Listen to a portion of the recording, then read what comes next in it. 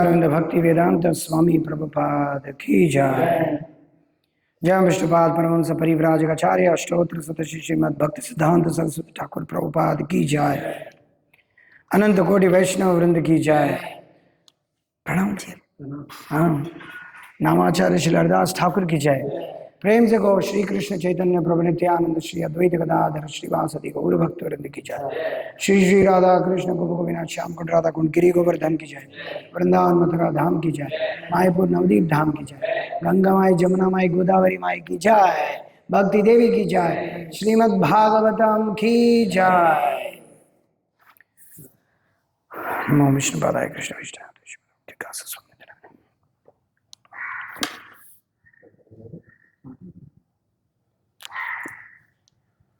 ओम नमो भगवते वासुदेवाय।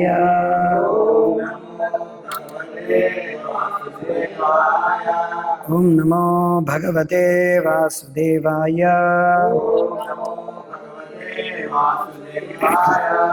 ओम नमो भगवते वासुदेवाय।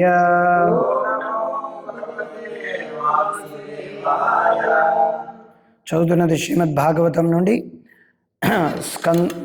తృతీయ స్కందం అధ్యాయం 28 శ్లోకం 14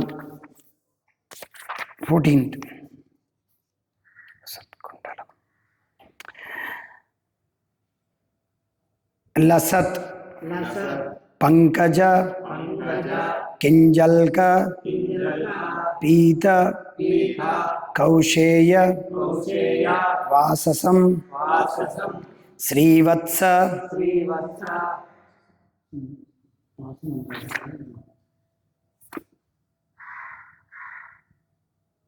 వాససం ఓకే శ్రీవత్స వక్షసం భ్రాజత్ కౌస్తుభ ఆముక్త సారీ ఆముక్త ఓకే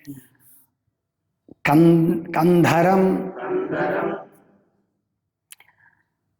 లసత్ పంకజ కింజల్క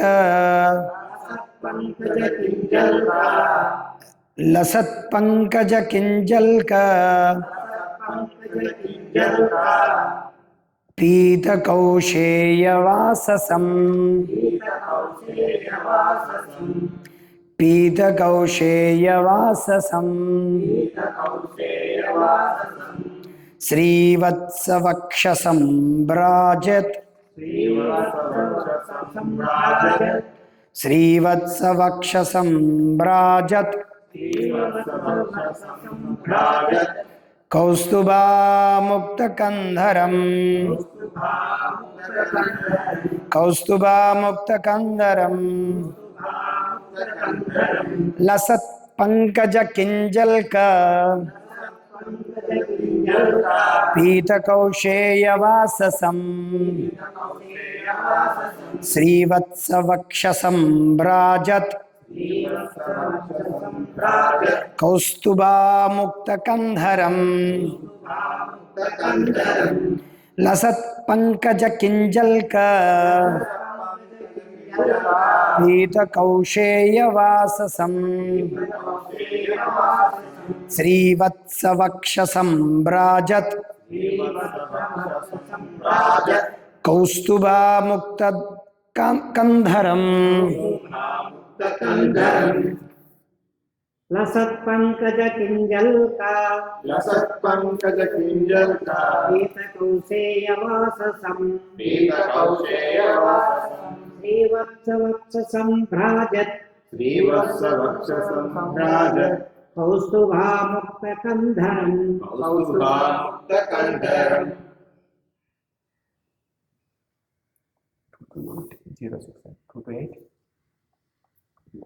220869. लसत पंकज किंजल्का पीत कौशेय वाससं श्रीवत्स वक्षसं भ्राजत् కౌస్తుభాముక్తకంధరం కౌస్తుభాముక్తకంధరం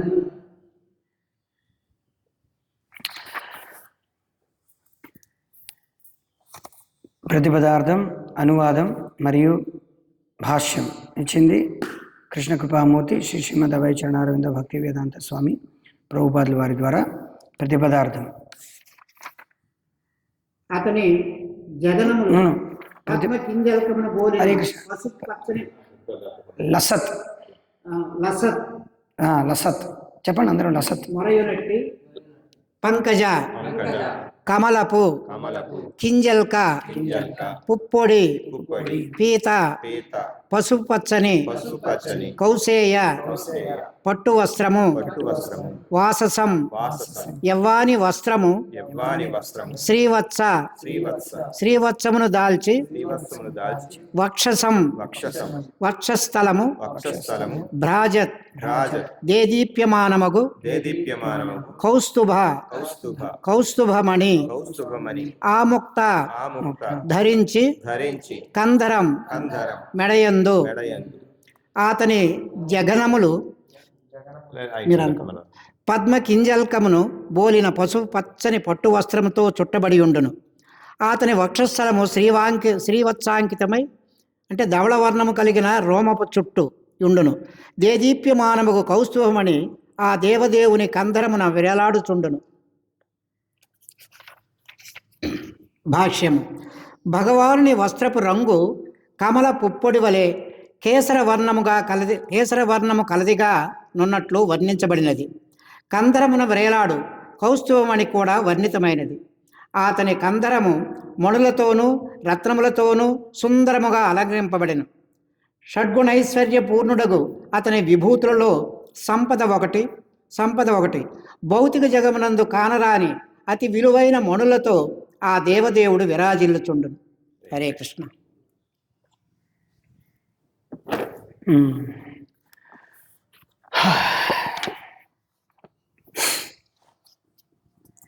ఓం తత్సతోమ అజ్ఞానతిమిరాంధస్య జ్ఞానాంజనశలాఖయా చక్షురున్మిళితం येन తస్మై శ్రీ గురవే నమః.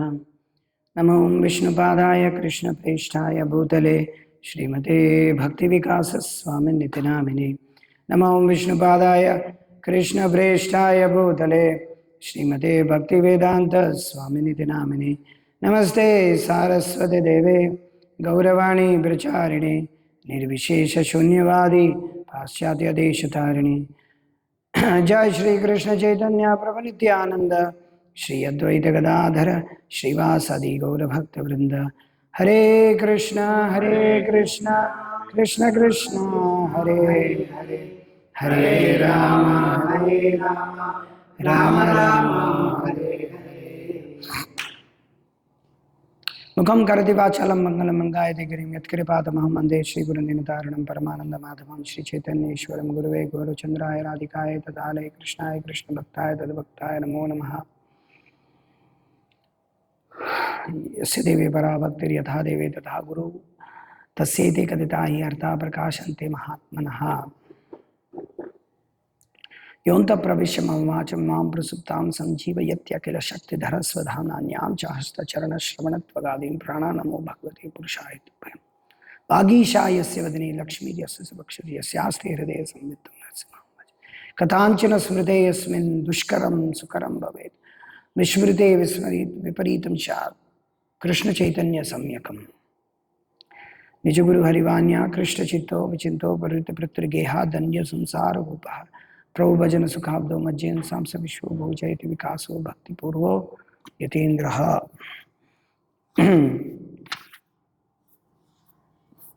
మనం కపిల భగవానుడి యొక్క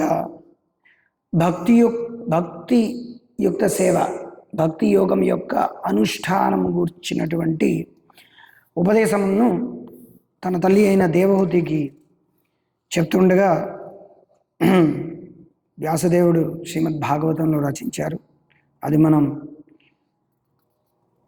చాలా ఆనందంగా భగవానుడి యొక్క వర్ణన గురించి మనం చదువుతున్నాం అన్నమాట. ఎంత పుణ్యం చేసుకుంటే కాదు, ఏ భక్తుల యొక్క కృప వలన మనం ఏంటంటే ఈ రకంగా భగవానుడి యొక్క రూపం దేదీప్యమానమైనటువంటి అద్వితీయమైన రూపం గురించి వర్ణన చదువుతున్నాం అన్నమాట.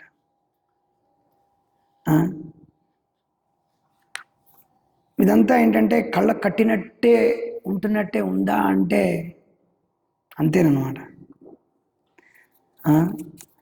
సో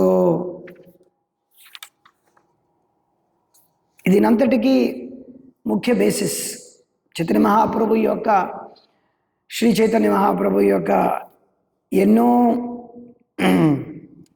విషయాలు ఇచ్చారు. మొట్టమొదటిది హరే కృష్ణ మంత్రం ఇచ్చారు. నమో మహావదన్యాయ కృష్ణ ప్రేమ ప్రదాయతి.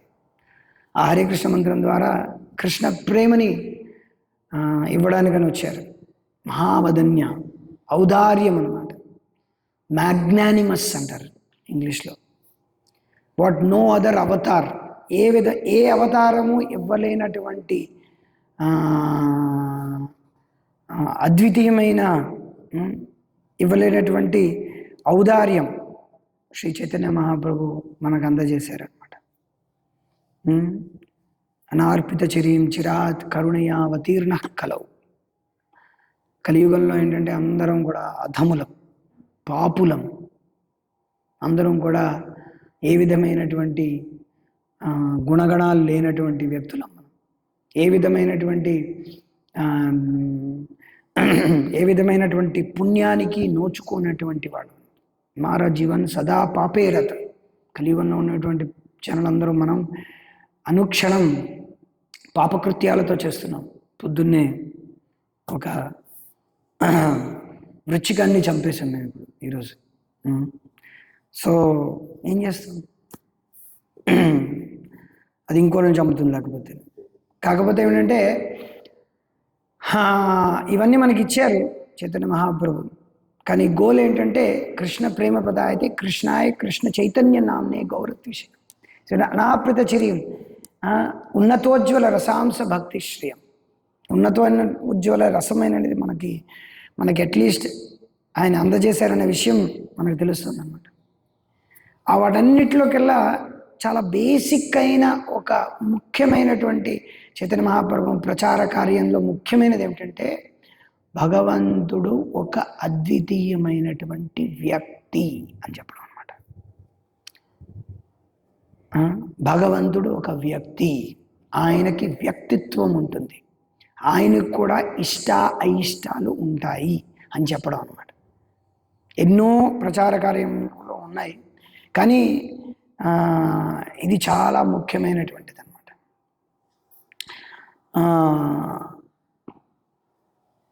ప్రజలందరూ మామూలుగా హరే కృష్ణ మంత్రం జపం చేయడానికి చాలా ఇష్టపడతారు. భగవద్గీత అంటే చాలా ఇష్టపడతారు. కృష్ణుడు దేవాది దేవుడైనా సరే చాలా మందికి పెద్ద పట్టింపులు లేదు. కానీ ఎప్పుడైతే మనం భగవంతుడు ఒక వ్యక్తి అంటామో, కృష్ణుడు దేవుడు అంటే అందరూ ఒప్పుకుంటారు.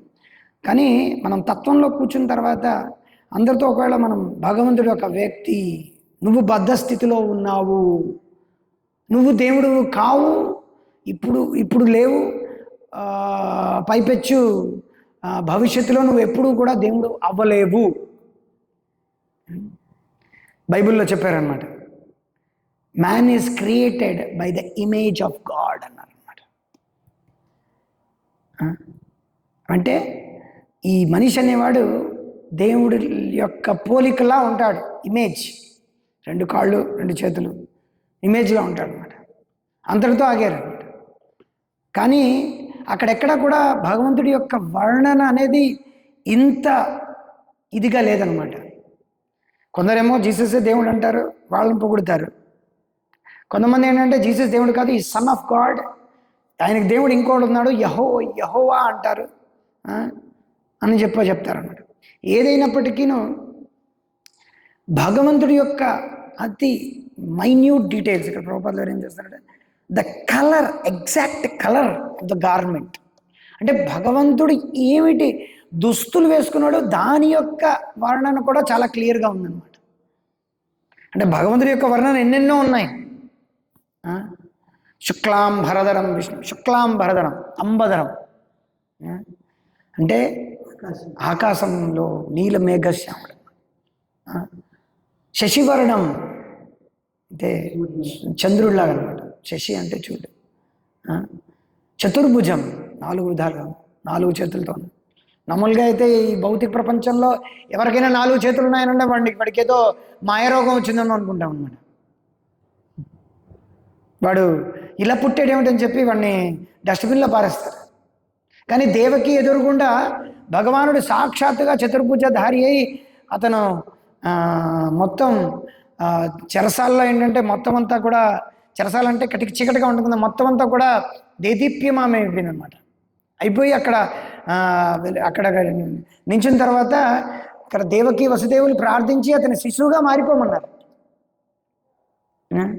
మారిపోయిన తర్వాత ఆయన శిశువుగా చతుర్భుజధారి అయి మొత్తం అన్ని కవచకుండా శంఖ చక్ర గదా పద్మ కౌస్తుభం ఏవైతే ఉన్నాయో శ్రీవత్సాంకితం, ఆ మొత్తం అన్నిటితో ఆయన ఏంటంటే దేవకి ఎదురుగుండా ఆయన ఏంటంటే సుశోభమాయనమైనటువంటి శరీరం, దివ్యమైనటువంటి సచ్చిదానంద రూపంతో ఆయన ఎదురుగుండా ఉన్నారనమాట. అప్పుడు వాళ్ళు అనుకోలేదన్నమాట, ఏంటిది భగవంతుడు నిరాకాడు కదా, భగవంతుడికి ఏం రూపం లేదు కదా, ఏంటి వీడి ఇదేంటి ఇలా వచ్చాడని. లేదనమాట, వాళ్ళు శాస్త్రంలో చదివారనమాట. ఆ చదివింది, శాస్త్రంలో విన్నది చదివిందే డైరెక్ట్గా ఆయన కళ్ళెదురుగుండా ఉన్నారనమాట వసుదేవుడు. ఎందుకంటే శాస్త్రం తెలియకుండా, శాస్త్రం వినకుండా ఒక రాజు అవ్వలేడు అనమాట, క్షత్రియుడు అవ్వలేడు అనమాట. సో ఆయనకు తెలుసు అనమాట, ఓకే ఎదురుగుండా ఉన్నది నారాయణుడు అని, నేను మీకు పుత్రుడిగా జన్మిస్తానని చెప్పారనమాట. వాళ్ళ యొక్క పూర్వజన్మ గురించి వృత్తాంతం చెప్పారనమాట. సో చెప్పొచ్చే మాట ఏంటంటే అక్కడ భగవంతుడు ఒక వ్యక్తి, నాకు ఒక వ్యక్తిత్వం ఉంది అని చెప్పి ఆయన నిరూపించారనమాట. సో భగవంతుడు శ్రీకృష్ణుడు ఏంటంటే ఈ రకంగా చైతన్య మహాప్రభు మనకేంటంటే ఫస్ట్ మనకు చెప్తుంది ఏంటంటే భగవంతుడు ఒక వ్యక్తి అనమాట. కానీ ఆయన మనలాంటి వ్యక్తి కాదనమాట. రామానుజాచార్యులు వారు చెప్పినట్టుగా భగవంతుడి యొక్క రూపం, గుణం అన్ని ఇక్కడ ఏమిటంటే అనంత కళ్యాణ దివ్య రూపం అనమాట. ఏంటి అనంత కళ్యాణ గుణ విశేష రూపం అనమాట. ఇది రామానుజాచార్యులు స్పెసిఫిక్గా చెప్పింది అనమాట. అనంత కళ్యాణ రూపం. రామానుజాచార్యులు వారి యొక్క జీవితంలో ఒక సంఘటన జరుగుతుందన్నమాట. యాదవ ప్రకాష్ అనే ఒక మాయావాది దగ్గర ఆయన శాస్త్రం చదువుకోవడానికని వెళతారు. వెళ్ళిన తర్వాత భగవంతుడి యొక్క ముఖారవిందం అనేది ఎలా ఉందిట, ఆయన ఏంటిది అది లోటస్లా ఉందని చెప్తుంటే దానికి వర్ణాలు ఉంటుంటే దాన్ని మరకటం యొక్క వెనక భాగం వైపు నుంచి ఉండేటువంటి కలర్తో పోలిస్తాడనమాట. పోల్చినప్పుడు రామానుజాచార్యుల వారి యొక్క కంటిలోంచి ఏంటంటే వేడిగా నీళ్లు రాలిపోతాయి అన్నమాట. తర్వాత ఆయన్ని ఆర్గ్యుమెంట్లో ఓడిస్తాడన్నమాట. దాని అర్థం ఇది కాదు, దాని అంటే అర్థం ఏంటంటే కమలంతో పోల్చారని చెప్తారు. సో చెప్పమాట ఏంటంటే రామానుజాచార్య, మధ్వాచార్యులు వారు, విష్ణుస్వామి, చతుష్కుమారులు, ఈవెన్ చతుష్కుమారులు యోగం ఏంటంటే అంత బ్రహ్మవాదులైనప్పటికీ కూడా వాళ్ళు ఎప్పుడైతే భగవంతుణ్ణి సాక్షాత్తుగా నేరుగా వాళ్ళు వైకుంఠం వెళ్ళి చూస్తారు, చూసి భగవంతుడి యొక్క ఆ పాదపద్మాల చెంత ఉండేటువంటి ఆ తులసి దళం యొక్క స్మెల్, వాసన, సువాసన, గంధం, ఆ గంధాన్ని వాళ్ళు, ఎందుకంటే తులసిదళం అలా పెట్టరనమాట జనరల్గా, తులసిదళం అని చందనంతో పెడతారనమాట భగవంతుడికి. ఆ చందనంతో తులసిదళం యొక్క ఆ దేదీప్యమానమైనటువంటి ఆ సువాసనని చూసి వాళ్ళు ఇది ఇచ్చేసి వాళ్ళు చూసిన తర్వాత మొత్తం మంత్రముగ్గులైపోయి వాళ్ళు భగవంతుడి యొక్క రూపానికి వాళ్ళు చాలా అట్రాక్ట్ అయిపోతారనమాట. ఎందుకంటే వాళ్ళు బ్రహ్మవాదులు అనమాట. నిరాకారవాదులు 2 ప్రకారంగా ఇద్దరు ఉంటారన్నమాట. ఒకటి మాయావాదులు, ఇంకొకళ్ళు బ్రహ్మవాదులు. మాయావాదులు ఏమిటి, భగవంతుడి యొక్క రూపాన్ని అపహేళన చేస్తారు, మాయతో పోలుస్తారు, అది మాయ అంటారన్నమాట. భగవంతుడి యొక్క నామము మాయ, భగవంతుడి యొక్క రూపము మాయ, భగవంతుడి యొక్క లీల మాయ. అందుకే వాళ్ళని మాయావాదులు అన్నారన్నమాట. ఏమంటారు, భగవంతుడి యొక్క శరీరం మన శరీరం ఒకటే, కాకపోతే నేను మాయలో ఉన్నాను, భగవంతుడు మాయ నుంచి బయటకు వచ్చి భగవంతుడు అనుకున్నాడు అనమాట. అంతే, భగవంతుడు అనుకుంటున్నాడు అనమాట. కృష్ణుడే భగవంతుడు అని అనుకున్నాడు, కానీ కృష్ణుడు లోపల ఉన్నదనమాట. యాక్చువల్గా ఆ నిర్విశేష నిర్వికార నిర్గుణమైనటువంటి ఆ పరబ్రహ్మము కృష్ణుడు ద్వారా మాట్లాడిస్తుందని చెప్పి మాయావాదులు ఎప్పుడు చెప్తుంటారు, వాళ్ళు పుస్తకాల్లో రాస్తుంటారు అన్నమాట. సో భగవంతుడి యొక్క రూపం దేహీ దేహ విభేదోయం నేస్వరం విద్యతే క్వచిత్ అన్నారనమాట శాస్త్రంలో. ప్రభుపాదులు వారు దాన్ని భగవద్గీతలో చూపిస్తారు, దాన్ని కోట్ చేస్తారనమాట. దేహీ దేహ విభేదోయం. సో భగవంతుడి యొక్క దేహములోని దేహి అనగా ఆత్మలోని దేహధారి అయినా రెండిట్లోని తేడా లేదనమాట. కానీ మనం ఏమిటి, దేహినోస్మిన్ యథా దేహి అంటే ఈ దేహంలో అస్మిన్ దేహి, ఈ లోపల ఇంకోటి ఏదో ఉందన్నమాట, అది దేహాన్ని ధరిస్తోంది అన్నమాట, అది ఆత్మ. కానీ భగవంతుడిని దేహీ దేహ విభేదోయం నేస్వరం విద్యతే క్వచిత్ అన్నమాట. అంటే ఆయన యొక్క ఆత్మకి, ఆయన యొక్క శరీరానికి, ఆయన యొక్క మనస్సుకి, బుద్ధికి తేడా లేదనమాట. ఈశ్వర పరమకృష్ణ సచ్చిత్ ఆనంద విగ్రహ. సో ఆయన యొక్క విగ్రహం ఏమిటి, సత్ చిత్ ఆనందం. సత్ అంటే సత్యమైనది, శాశ్వతమైనది. రెండోది ఏమిటి, చిత్. చిత్ అంటే ఏంటి, జ్ఞానం, పరిపూర్ణమైనటువంటి జ్ఞానంతో కూడుకున్నటువంటిది అనమాట. తర్వాత ఇంకోటి ఏమిటి, పరిపూర్ణమైనటువంటి శాశ్వతమైనది, సత్యమైనటువంటిది. తర్వాత ఏమిటంటే పరిపూర్ణమైనటువంటి జ్ఞానంతో కూడుకున్నది కాబట్టి పరిపూర్ణమైనటువంటి ఆనందదాయకమైనటువంటిది అనమాట. ఎప్పుడు ఆనందం అనేది వస్తుంది, ఆయన దగ్గర నుంచి ఆనందం అనేది వస్తుంది అనమాట. ఆయన యొక్క విస్తారమే శ్రీమతి రాధారాణి మూర్తిభవించినటువంటి రూపం అన్నమాట. ఆహ్లాదిని శక్తి, భగవంతుడికి అభిన్నమైనటువంటి శక్తి శ్రీమతి రాధారాణి. ఎలా అర్థమవుతుంది ఇది? మన కృష్ణుడి గురించే అర్థం అవటం లేదు. ఎలా అర్థమవుతుంది శ్రీమతి రాధారాణి? ఆయన యొక్క అంతరంగంలో ఉన్నటువంటి ఆనంద శక్తియే శ్రీమతి రాధారాణి అనమాట. రాధాకృష్ణ ప్రణయ వికృతిరల్లాదిని శక్తి రాధ ఏకాత్మన అపిపువి పురా దేహవేదం గతౌతం చైతన్యాఖ్యం ప్రకటమధునా తద్వయం చైఖ్యమాప్తం. రాధాకృష్ణ ప్రణయ వికృతి అన్నమాట శ్లోకం చెప్తుంది. సో వాళ్ళిద్దరూ ఒకటే, కానీ లీల కోసమని మళ్ళీ వేరయ్యారనమాట, మళ్ళీ ఒకటయ్యారనమాట. ఒకటి ఎలా అయ్యారు? శ్రీ చైతన్య మహాప్రభు గారు అనమాట. నేను అర్థం కాదనమాట ఎలా అవుతుందని. సో మొదట మనం దీనికి వద్దాం. సో భగవంతుడు ఏంటంటే ఒక వ్యక్తి, ఆయన యొక్క రూపం సత్ చిత్ ఆనందమైనటువంటి, మన యొక్క రూపం అసత్ అచిత్ నిరానందమైనటువంటి. అసత్ అంటే అసత్యం, అంటే అసత్యమైనది. అసత్యం అంటే ఏమిటి? లేదా అంటే లేదు, కానీ ఉన్నదా అంటే ఉంది, కానీ తాత్కాలికమైనటువంటిది. అసత్యం ఎలాగా? అసత్యం అంటే లేదా అంటే ఇది ఫర్ ఎగ్జాంపుల్ నిన్నటి శరీరం నాకు ఈరోజు లేదు, 10 సంవత్సరాలు ఉండేటువంటి శరీరం ఇప్పుడు నా దగ్గర లేదు. ఆ ప్రకారంగా ఇది అసత్యమైనటువంటి. ఇప్పుడు నేను ధరిస్తున్నాను ఈ శరీరం, రేపు పొద్దున 10 సంవత్సరాల తర్వాత వేరుగా మారిపోతుంది అనమాట. అవునా కదా? మన కళ్ళ ఎదురుగుండా తెలుసు. ఈ శరీరం అనేది మార్పు చెందుతోంది. దేహినోస్మిన్ యథాదే కౌమారం యవ్వనం జర తథా దేహాంతర ప్రాప్తి. అంటే దేహ అంతరం అవ్వడానికి ముందర ఏమిటవుతుంది అంటే 6 రకాలైనటువంటి మార్పుకి ఈ శరీరం అనేది లోపడదు. ఈ 6 రకాలైనటువంటి మార్పుల్లో బద్ధమై ఉంటుందన్నమాట ఈ శరీరం. ఈ శరీరం అనేది ఒక టైంలో అది జన్మ తీసుకుంటుంది. జన్మ తీసుకున్న తర్వాత అది పెరుగుతూ పోతుంది.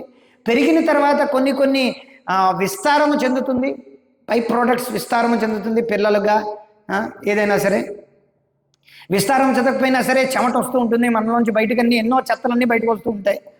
అవన్నీ కూడా మన విస్తారమే. మనం కూడా నేను పెళ్లి చేసుకోలేదు, నా సంగతి ఏమిటని ఉంటుంది లాజిక్. మనం విస్తరిస్తాం.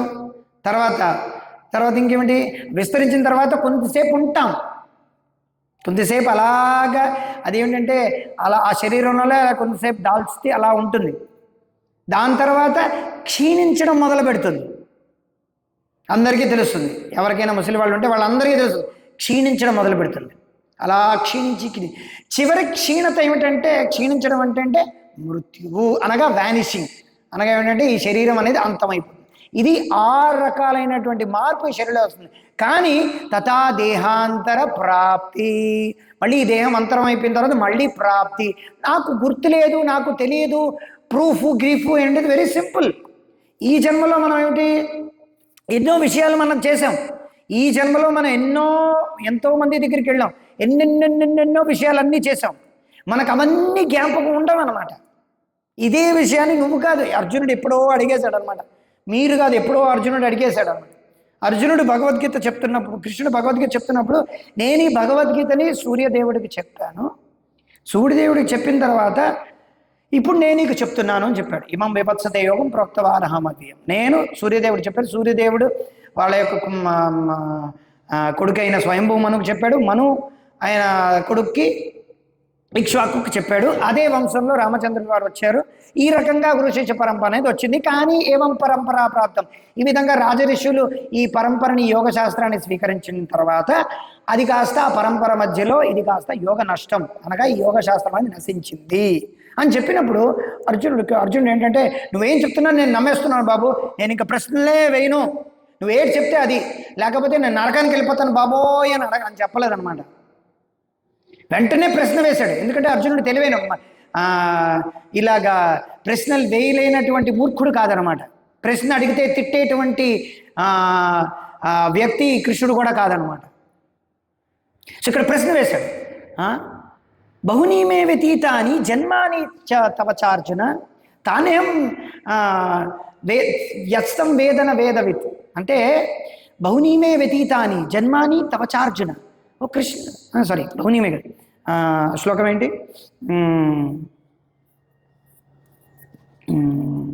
మూడో శ్లోకం. అందుకే భగవద్గీత డైరెక్ట్ బుక్ ఉంటే మంచిది.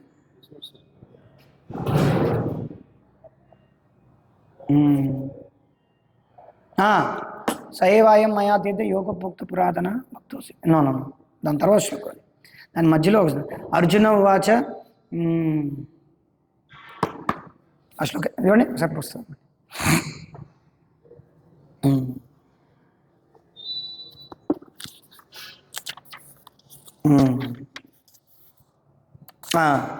అపరం భవతో జన్మ పరం జన్మ వివత్స్వతః కథమేతద్ విజానీయం త్వమాదౌ ప్రోక్తవాన్ ఇది. కృష్ణుడు ఏమి చెప్తున్నాడు, అర్జునుడు ఏమిటి అడిగాడు ప్రశ్న, వివత్స్వాన్ అనగా సూర్యదేవుడు మీకన్నా సీనియర్ బై బర్త్, మీకన్నా సీనియర్ కదా జన్మ తీసుకోవడంలో. అంటే కృష్ణుడు జన్మ తీసుకున్న ముందరే సూర్యుడు ఉన్నాడు కదా. అలాంటప్పుడు నేను ఎలా అర్థం చేసుకోను, మీరు ఆయనకి చెప్పారని, ఈ యోగ శాస్త్రాన్ని ఆయనకు ఉపదేశించారని ఎలా చెప్తాను. ఇప్పుడు కృష్ణుడు హిస్టారికల్ భగవద్గీత ఇంతక్కడ రెండు ప్రూవ్ అవుతాయి అన్నమాట. కృష్ణుడు యొక్క అస్తిత్వం అనేది మనకు తెలుస్తుంది, భగవానుడుగా ఎలా ఉన్నాడనే విషయం మనకు తెలుస్తుంది. ఇంకోటి భగవద్గీత యొక్క చారిత్రాత్మకమైనటువంటి విషయం కూడా, కృష్ణుడు ఏంటంటే ఎప్పుడైనా సరే భగవంతుడి యొక్క లీలలు ఏదైనా చేసినా సరే చాలా అంటే ఒకేసారి ఎన్నో విషయాల గురించి చెప్తారనమాట. ఇంకా యాక్చువల్గా శాస్త్రంలో ఇంకా చాలా చాలా విషయాలు ఇందులోంచి ఈ యొక్క రెండు శ్లోకాల నుంచి ఎన్నెన్నో విషయాలు బయటకు తీసుకురావచ్చు. సో ఎన్నో విషయాలు. ఇంకో విషయం ఏంటంటే సూర్యుడు అనేది ఒక గోళం కాదు, అక్కడ హీలియం గ్యాసెస్ కాదు, సూర్య అనేది ఒక గ్రహం. ఇంకా ఇంకా ఇంకా ఇంకా చెప్పుకోవాలంటే ఎన్నో చెప్పుకోవచ్చు అనమాట. ఇంకా ఈ రెండు శ్లోకాల మీద గంటలు లెక్చర్ ఇవ్వచ్చు. కానీ ఇప్పుడున్నటువంటి శీర్షిక ప్రకారం భగవంతుడు ఒక వ్యక్తి, ఆయన అది సచ్చిదానంద రూపం ఎటువంటిది అని చెప్పడానికి ఇక్కడ చెప్తున్నాడు అనమాట కృష్ణుడు. అంటే ఇప్పుడు అర్జునుడు అడుగుతున్నాడు, మన ఇద్దరం ఒకటే ఇది సూర్యుడు నీకన్నా ఇది కదా, అలాంటప్పుడు నువ్వు ఎలాగ యోగ శాస్త్రం చెప్పారు నేను ఎలా నమ్మేది అన్నప్పుడు భగవాన్ ఏం చెప్తున్నాడు, బహునీమే వ్యతీతాని జన్మాని చతవచార్జున తానేం వేద సర్వాణి నష్టం వేత్త పరంతప. అర్జున ఏమిటంటే ఎన్నెన్నో జన్మలు నువ్వు నేను తీసుకున్నాం, many births you and I have taken past, అన్ని జన్మలు వెళ్ళిపోయాయి. కానీ I remember all of them. నేను అన్ని జన్మలు జ్ఞాపకం ఉంచుకుంటాను అని చెప్తారు. చాలామంది క్రైస్తవులు కానీ హిందువులు కానీ ఇంకో మతాలకు చెందిన వాళ్ళు కానీ వాళ్ళందరూ భగవద్గీత నుంచి కోట్ చేస్తారు, కానీ ఇవన్నీ కోట్ చేయరు అనమాట. ఇది చెప్పాలి ఏంటి, నాకు అన్నీ గుర్తున్నాయి, I can remember all of them. ఎందుకు కోట్ చేయరు, ఎందుకంటే దానికి వాళ్ళ యొక్క పథకాల ప్రకారంగా అది ఉన్నది. కాకపోతే ఇక్కడ ఏంటంటే వెంటనే కృష్ణుడు దేవాదేవుడు అనేసరికి అది వద్దు అనమాట. అది అలా అయితే అలాగా. సో కృష్ణుడు ఇక్కడ ఏం చెప్తున్నాడు, నువ్వు నేను ఎన్నెన్నో జన్మలు తీసుకున్నాం, కానీ నాకు అన్ని జన్మలు గుర్తున్నాయి, నీకు గుర్తులేదు. ప్రభుపాదులు వారి ఈ తాత్పర్యం యొక్క ఈ శ్లోకం యొక్క ప్రవచనంలో ఏం చెప్తారంటే, ఇక్కడ ఏంటంటే అర్జునుడికి కృష్ణుడికి ఉండేటువంటి తేడాని ఇక్కడ చెప్తున్నాడు అనమాట. అంటే జీవుడు ఏంటంటే అసత్ అచిత్ నిరానందమైనటువంటి శరీరం ఉండడానికి ఇదే తార్కాణం అనమాట. ఏంటంటే ఆయనకి ఏమీ జ్ఞాపకం ఉండవు అనమాట. జ్ఞాపకం లేదు జ్ఞాపకం అనేది లేకపోవడం అనేది భగవంతుడి యొక్క కృప. కొన్నిసార్లు మన దౌర్భాగ్యం ఏమిటంటే మనకు భగవంతుడు గుర్తులేడు, అది మన దౌర్భాగ్యం. మన గురించి మనకు గుర్తులేదు, అది మన దౌర్భాగ్యం. ఈ భౌతిక ప్రకృతి గురించి మనం ఎన్నోసార్లు విన్నాం, ఎన్నెన్నో జన్మ క్రితం కూడా విన్నాం, అవన్నీ గుర్తులేవు. భగవంతుడు మనకు తెలుసును కానీ మనకు గుర్తులేవు, అది మన దౌర్భాగ్యం. మన అదృష్టం ఏమిటంటే పూర్వజన్మలో మనమే పందో పిల్లో కుక్కో నక్కో ఎలా ఉన్నాం అనుకోండి, మలాన్ని చూసిన వెంటనే దూకే ఉంటుంది మనం. నేను పందిలా ఉండేవాడిని, నేను కుక్కలా ఉండేవాడిని అని చెప్పి మనం ఏమిటది వాంతాసిలాగా మనం వాంతి చేసుకుంటే మనం తినలేం కదా కుక్కలాగా. మన మనుషులం, నాకు గుర్తుంది నేను కుక్కని కానీ నేను మనిషిని కాబట్టి నేను తిన్నాను అని మనం చెప్పుకోలేము కదా. అది మన అదృష్టం అనమాట. ఏంటంటే చాలామంది అనుకుంటారు పూర్వజన్మల్లో చేసింది ఎందుకు గుర్తులేదు, దీన్ని బట్టి తెలుస్తుంది ఏంటంటే మరుజన్మ లేదు అంటారు.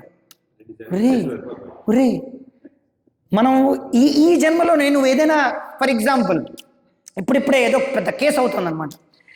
కేసు అవుతున్నప్పుడు పెద్ద శాస్త్రవేత్త పెద్ద ఆయన మారిపోయి ఆయన పోలీసులో జాయిన్ అయ్యి ఎవడో ఒక వ్యక్తి ఉన్నాడు అనుకోండి, లేకపోతే ఆర్మీలో జాయిన్ అయ్యి ఏదైనా ఈ భారతదేశానికి ఏదో మంచి కంట్రిబ్యూట్ చేస్తున్నాడు అనమాట ఈ భారతదేశ పురోగతికి. సడన్గా ఏంటంటే 10 సంవత్సరాల ముందర ఎన్నెన్నో కేసులన్నీ చేసినవన్నీ పదే ఆయన ముందర పెడితే ఎలా ఉంటుంది? ఆయన విచలితమైపోయి ఇప్పుడు ఓకే నేను చేసేసాను, దానికి దండను అనుభవించాను, నన్ను వదిలేయండి బాబు అని అంటారా లేదా? పదే విసిగిస్తూ ఉంటే ఎలా ఉంటుంది? కోపం రాదా? వస్తుందన్నమాట. అంటే నేను చెప్పండి ఏంటంటే మనం ఎన్నెన్నో జన్మల్లో ఎన్నెన్నో చేష్టలు చేసాం. ఆ చేష్టలన్నిటికీ మనకి గుర్తున్నాయనుకోండి, ఈ జన్మ మనం సరిగ్గా అనుభవించలేం, పునర్జన్మలో ఎన్నో కష్టాలు పడ్డాం, ఇప్పుడు కూడా అనుభవించలేం. కొన్ని మనం ఈ ఇయాన్ స్టీవెన్సన్ అనే ఒక వ్యక్తి రీసెర్చ్ చేసి కనిపెట్టింది అదేనమాట. చిన్న వయసులో ఉండేటువంటి బాలికలకి పూర్వజన్మలో వాళ్ళు ఎక్కడ దెబ్బ తగిలింది, ఎక్కడ వాళ్ళకి బుల్లెట్ తగిలింది, ఎక్కడ వాళ్ళు నదిలో పడిపోయారు, ఎక్కడ వాళ్ళు ఇదైపోయారు, వాళ్ళ పిల్లలు ఎవరు, వాళ్ళ భార్య ఎవరు అని చిన్నప్పుడు రాత్రి నిద్ర పట్టక వాళ్ళు ఏడుస్తూ వాళ్ళ యొక్క కూతురు యొక్క పేరు, కొడుకు యొక్క పేరు, వాళ్ళ ఊరు పేరు తలుచుకుంటూ బాధపడుతూ ఉంటున్నారట. చాలా ఘోరమైనటువంటి పరిస్థితి అనమాట. అందుకని భగవంతుడి అది కొంతమందికి ఎందుకు జ్ఞాపకం ఉందంటే వాళ్ళ యొక్క అటాచ్మెంట్, వాళ్ళ యొక్క బంధన స్థితి ఆ రకంగా ఉందన్నమాట. ఒక అబ్బాయి ఏంటంటే ఆయనకి ఇప్పుడు చూడవచ్చు అనమాట, ఇయాన్ స్టీవెన్సన్ జెట్ ఫ్లైట్లో చనిపోయిన ఒక వ్యక్తి ఒక World War III చనిపోతాడు అనమాట, World War II చనిపోతాడు అనమాట. World War III రాబోతుంది వేరే విషయం. World War II ఒక వ్యక్తి ఫ్లైట్ యాక్సిడెంట్లో జపాన్లో ఎక్కడో చనిపోతాడు అనమాట. చనిపోయిన తర్వాత ఆ అబ్బాయికి ఏంటంటే పుట్టిన దగ్గర నుంచి ఫ్లైట్ల మీదే అవగాహన అనమాట. ఏ ఫ్లైట్ చూపించినా దాని మోడల్ పేరేంటి, దాన్ని ఏంటి, ఎప్పుడు మ్యానుఫ్యాక్చర్ చేశారు అన్నీ చెప్పేశాడు. ఆ మోడల్ ఏమీ లేదు, మోడల్ చూపిస్తే అది ఇంటర్నెట్లో ఉంది, కావాలంటే చూడొచ్చు యూట్యూబ్లో. మొన్నే జరిగిందనమాట, మొన్నే ఒక అతి నూతనమైనటువంటి ఒక విషయం, ఒక కేసు నేను చూశాను. ఒక అబ్బాయి అంట ఆయన ఏంటి ఆ అబ్బాయి జ్ఞాపకం తెచ్చుకున్నాడంట. ఏంటి ఇప్పుడు పుట్టాడు మొన్న 2-3 సంవత్సరాల కదా, అబ్బాయి వరల్డ్ ట్రేడ్ సెంటర్ నుంచి దూకేయడం వాడికి జ్ఞాపకం ఉందంట. వరల్డ్ ట్రేడ్ సెంటర్ నుంచి దూకేయడం జ్ఞాపకం ఉందంట. వరల్డ్ ట్రేడ్ సెంటర్ నుంచి ఎలా దూకేస్తాం అంటే ఈ రోజుల్లో వాళ్ళకి తెలియదు, కానీ వరల్డ్ ట్రేడ్ సెంటర్ మాకు తెలుసు అనమాట. 2001లో ఏమిటి జరిగింది, వరల్డ్ ట్రేడ్ సెంటర్ కాలిపోయిందన్నమాట. అందులోంచి చాలామంది దూకేశారనమాట. అబ్బాయి చెప్తున్నాడు, స్పష్టంగా చెప్తున్నాడు, నేను వరల్డ్ ట్రేడ్ సెంటర్ నుంచి దూకేశాను. వరల్డ్ ట్రేడ్ సెంటర్ ఏది, ఇది లేదు, అక్కడ గ్రౌండ్ జీరో అని చూపిస్తారు. సో చెప్పొచ్చే మాట ఏంటంటే మనకు అన్ని జ్ఞాపకం ఉంటే మనం బతకలేమన్నమాట. అతి తెలివితేటలు ఏమవుతాయి, అనర్థాలకు దారితీస్తాయని ఉరికినే అన్నది అన్నమాట. అతి తెలివితేటలు పిచ్చికిపోతాయి అన్నమాట.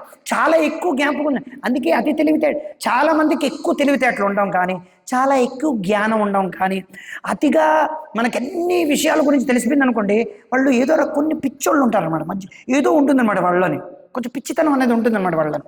మనం చూడొచ్చు అనమాట. సైకలాజికల్ ఒక డిఫెక్ట్ ఉంటుందన్నమాట. వాళ్ళకి అన్నీ బాగుంటాయి అన్నమాట, కానీ వీటితో మాత్రం వేగలేమరా, వీడు అతి తెలివైనమాట బాబు, వీటితో మనం ఉండలేమరా బాబు అంటారనమాట. అది తెలివితేటలు అనర్థాలకు దారితీస్తాయి కొన్ని కొన్ని. అన్నీ తెలియడం కూడా మన సమస్య అనమాట. అది కానీ భగవంతుడు మాత్రమే షడైశ్వర్య పూర్ణుడు ఎందుకన్నారు?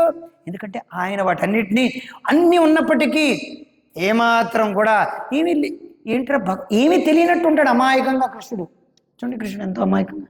ఇక్కడ కాదు మనకు భగవద్గీత చూస్తే కృష్ణుడు అమాయకంగా ఉన్నట్టు ఉంటుంది అనమాట. ముఖం చాలా 16 ఏళ్ల పసి బాలుడిలా ఉంటాడనమాట. ఏం తెలియదు అనమాట, అలా ఉంటాడనమాట కృష్ణుడు. సో ఇది భగవంతుడి యొక్క వైశిష్యత అన్నమాట. బహునీమే అంటే మనం ఏంటంటే జన్మ జన్మలు మనం మారుతున్న కొద్దీ మన శరీరాలు మారుతున్నాయి, మన మనస్సులో కోరికలు మారిపోతున్నాయి, మన ఇచ్ఛ మారిపోతుంది, సిచ్యువేషన్స్ మారిపోతున్నాయి. అన్ని ఈ జగత్ అంటేనే గచ్చతి, ఇది జగత్. గచ్చతి అంటే మార్పు అనేది సహజం. కాబట్టే నాయనా నువ్వు భగవంతుడు కావు, కాబోవు, కాజాలవు. నువ్వు కావనమాట. నువ్వు బద్ధ స్థితిలో ఉండేటువంటి బద్ధ జీవుడు అనమాట. అందుకే బద్ధ జీవుడు. అందుకే కృష్ణుడు ఏమన్నాడు? మమే మాంసో జీవలోకే జీవభూత సనాతన. అక్కడ కృష్ణుడు ఏమొచ్చు కదా, మమే మాంసో జీవలోకే మమే మాంసో విష్ణుభూతే విష్ణుభూత సనాతన, విష్ణుతత్వం సనాతన అనుకోవచ్చు కదా. అలా అనలేదు. నువ్వు నేను ఒకటేని కృష్ణుడు ఎప్పుడు అనలేదు అన్నమాట భగవద్గీతలో. అందులోంచి మీనింగ్ని బయటకు తీస్తారనమాట వీళ్ళలాగా. సో మన యొక్క దైనీమైన స్థితి మనం అర్థం చేసుకుంటే భగవంతుడి యొక్క దైదీప్యమానమైనటువంటి సచ్చిదానంద రూపమైన మనకు అర్థమవుతుంది. సో భగవంతుడి యొక్క రూపంలో మార్పు అనేది ఉండదన్నమాట. కానీ ఏమిటి, కూర్మనాథుడిలాగా వచ్చాడు, తర్వాత కూర్మం, తర్వాత వరాహం, తర్వాత నరసింహ, తర్వాత వామన కూడా, ఇది కూడా ఎవల్యూషనే కదా అని కొంతమంది హిందువులు కాస్మిక్ ఎనర్జీ ఇవన్నీ అపభ్రంశపు పదాలన్నీ కూడా ఈ ఎవల్యూషన్కి ఈక్వల్గా ఈ భగవంతుడి యొక్క అవతారాలతో పోల్చుతారనమాట. మీరు ఎక్కడైనా ఇంటర్నెట్లో చూస్తే చాలామంది హిందువులు ఏంటంటే, చూడు ఇక్కడ భగవంతుడి యొక్క అవతారాలను బట్టి తెలుస్తుంది ఇక్కడ డార్విన్స్ థియరీ అనేది కరెక్ట్ అని. అది అంత దానికన్నా ఘోరమైనటువంటి అపరాధం భగవంతుడికి ఇంకోటి లేదనమాట. సో భగవంతుడు ఏ రూపం దాల్చినప్పటికీ అవన్నీ కూడా సచ్చిదానందమైనటువంటి రూపం. కూర్మం అనేది భగవంతుడు కూర్మనాథుడు కాబట్టి ఆయన మాత్రమే ఆ కూర్మం యొక్క శరీరమే సచ్చిదానం. ప్రతి కూర్మము శ్రీ కూర్మనాథుడు కాదనమాట. ప్రతి తాబేలు శ్రీ కూర్మం కాదనమాట. కూర్మం అనేది సంస్కృతం ఈ పేరు, ఆయనకి మనం అనుకోవచ్చు కూర్మం అని. కానీ శ్రీ కూర్మం అంటే భగవంతుడు కూర్మ రూపం అంటే ఏమిటిది ఏమిటిది దాన్ని ఏమిటిది నెక్స్ట్ జయదేవ్ గోస్వామి యొక్క స్తోత్రం ఏమిటి? ప్రళయ పయోధి జలే నాకు తెలుసు. నెక్స్ట్ ఏమిటి? ప్రళయ పయోధి జలే దితవాన సిదీదం విహిత విహిత్ర చరిత్రం అఖేదం కేశవద్రీత మీన శరీర జయ జగదీశ. తర్వాత అది తీసుకురండి, ఇప్పుడే చదవాలి, ఆ బుక్ తీసుకురండి.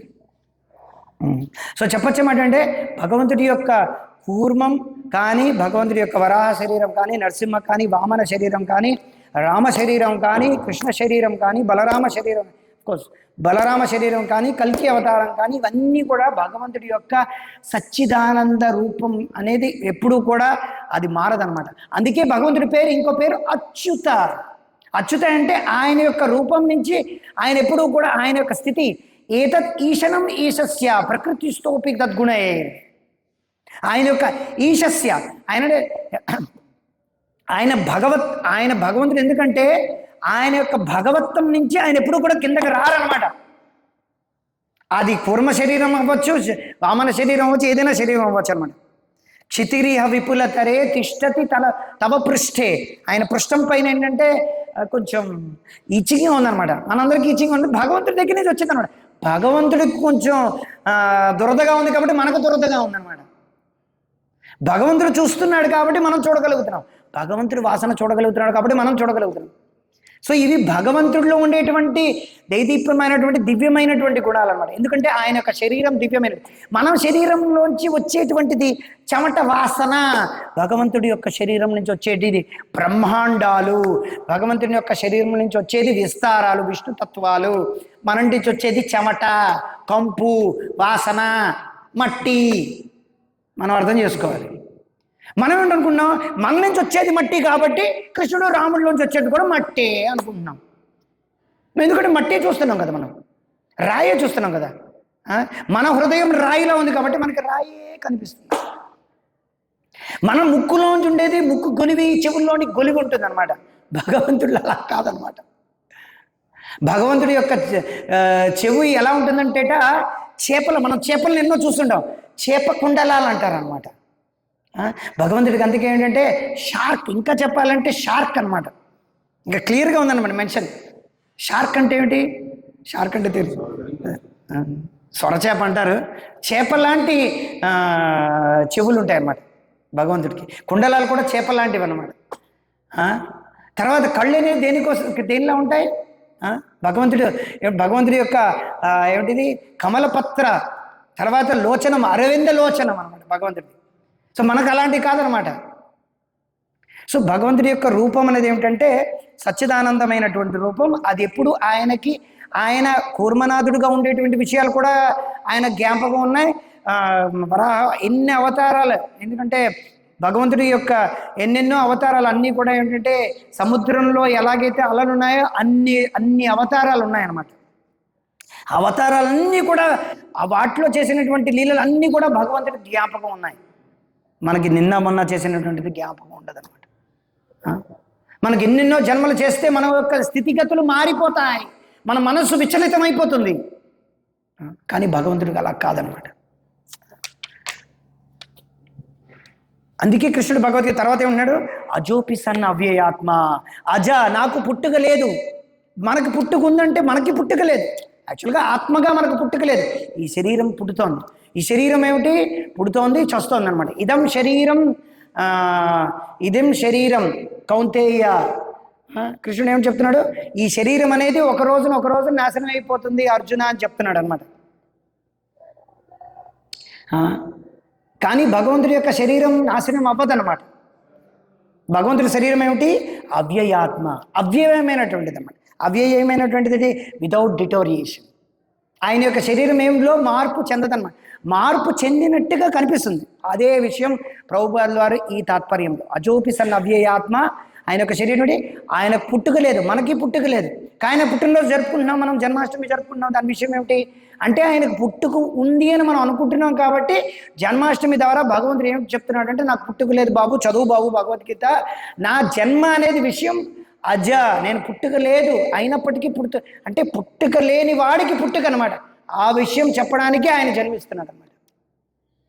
అది మనం తెలుసుకొని ఈ జన్మ కర్మ చమే దివ్యం, ఆయన యొక్క జన్మ గురించి మనం, దివ్యమైనటువంటి జన్మ గురించి మనం ఎప్పుడైతే విషయాలని తెలుసు. అందుకే ఆయన యొక్క లీలలన్నీ కూడా అతి మానవీయ లీలలు అంటారు అనమాట.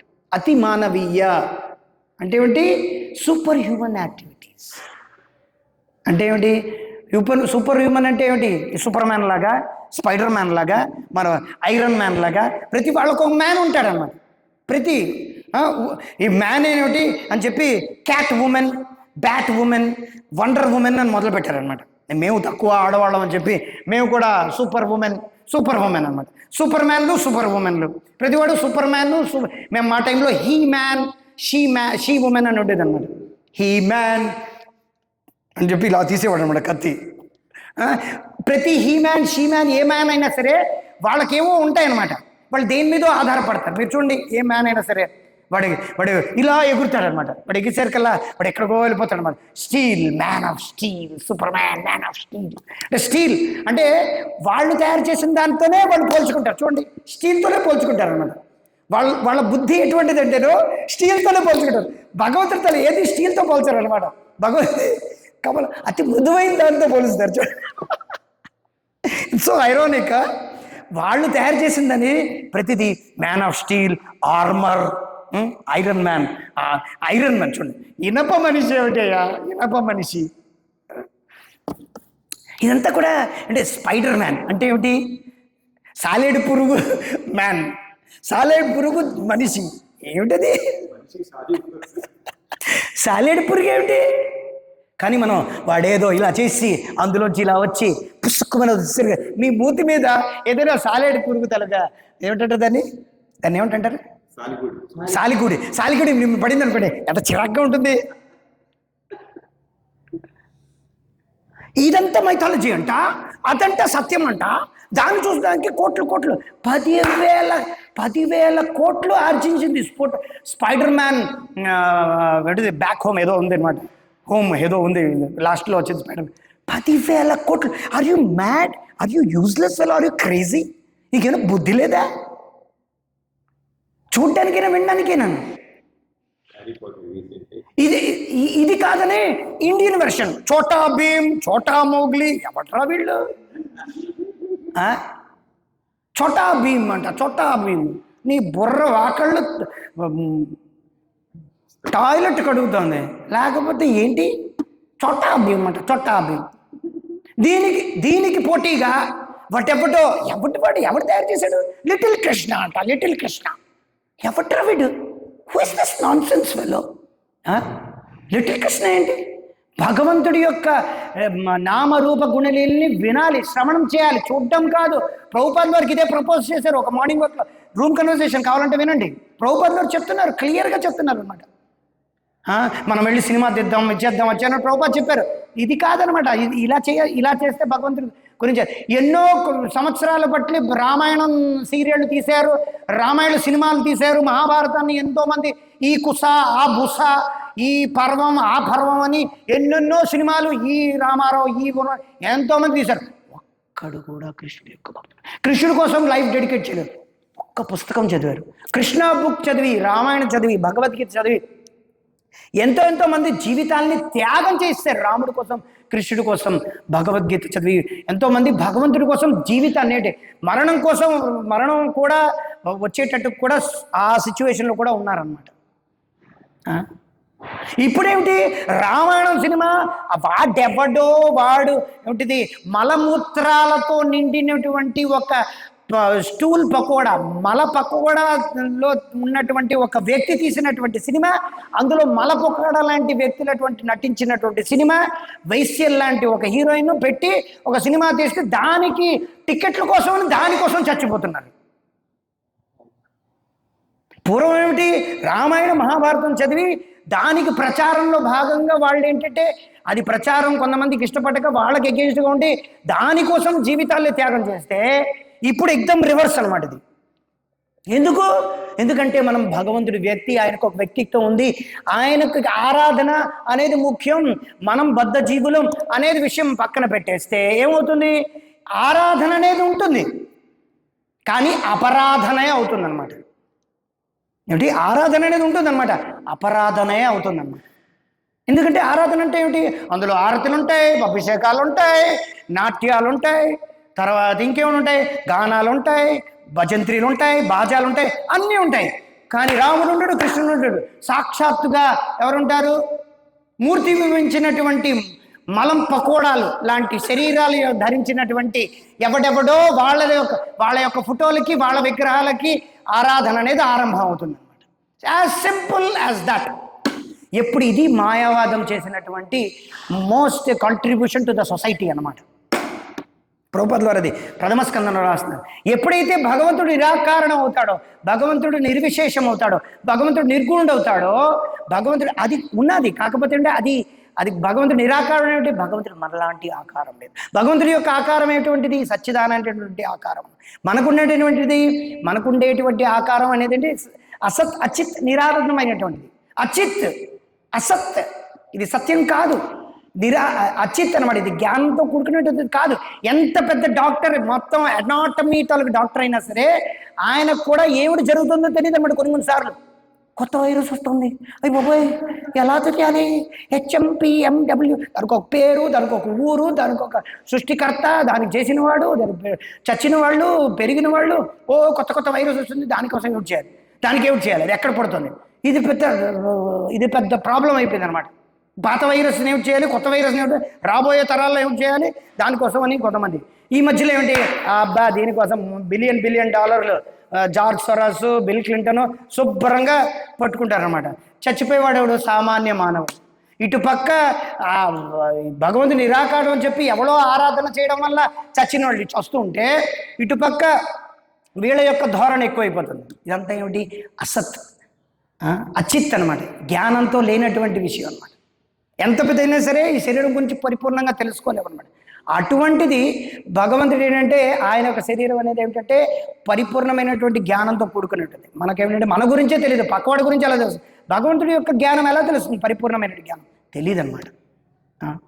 సో ఇంద్రియాల పరిపూర్ణం అనేది ఎందుకు అసత్యం ఎందుకు అంటే జ్ఞానం లేనటువంటిది ఎందుకన్నారు? ఎందుకంటే అపరిపూర్ణమైనటువంటి ఇంద్రియాలు, ఆ ఇంద్రియాలు అపరిపూర్ణమైనటువంటి కాబట్టి అవి లిమిటెడ్. అంటే ఏమిటి? అపరిపూర్ణమైనటువంటివి. ఇంకోటి ఏమిటి? Imperfect senses.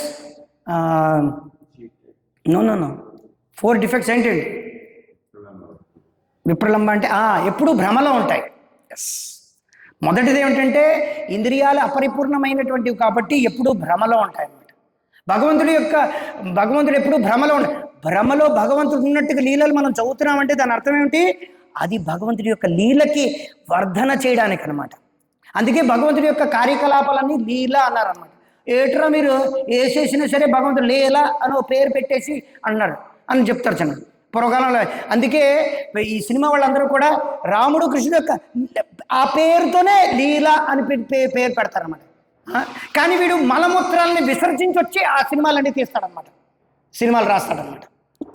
కానీ హిందువులకి ఏం పట్టలేదు. సోకాళ్ళు హిందువులు పెద్ద పెద్ద ఆర్ఎస్ఎస్లు, విహెచ్పీలు వీళ్ళందరికీ ఏం పట్టింపులు లేవు. వాళ్ళని నరికి నరికి నరికి వాళ్ళని కాకులకి గద్దలకు వేయాలన్నమాట అలాంటి సినిమాలు తీసిన వాళ్ళందరినీ. రాముడు బోరింగ్ క్యారెక్టర్, కృష్ణుడు చాలా చాలా ఈ క్యారెక్టర్ అంట. వాళ్ళకి ఏంటంటే క్యారెక్టర్ అన్నమాట. ఇంకా చెప్పాలంటే ఈ సినిమా, సీరియళ్ళు, టీవీలు వీళ్ళ వల్ల ఇంకా యూట్యూబ్ ఛానల్లో నానా దగుల్బాజీ వాళ్ళందరూ తయారు చేస్తున్నటువంటి ఈ సోకాల్డ్ మహాభారతం మీద, రామాయణం మీద వచ్చేటువంటి ఈ ఛానళ్ళ వల్లనే యాక్చువల్గా ఏంటంటే ఇంకా ఎందుకంటే అధర్మం అనేది చాలా ఈజీగా స్ప్రెడ్ అవుతుంది అన్నమాట. వీటి గురించి మనకు తెలియదు అనమాట. సో భగవంతుడి యొక్క రూపం మారుతుందని అనుకుంటాం. అందుకే ప్రభుపాదుల వారు ఏం చెప్తున్నారు? భగవంతుడు ఇక్కడ చెప్తున్నాడు అనమాట, నేను మారుతున్నాను కానీ నా యొక్క ఆత్మ, అవ్యయాత్మ, నా యొక్క శరీరం ఏమిటంటే అది ఎప్పుడూ కూడా మార్పు చెందదు అని చెప్తున్నారు. అది అవ్యయాత్మ, అది ఎప్పుడూ కూడా డిటోరియేట్ అవ్వదు.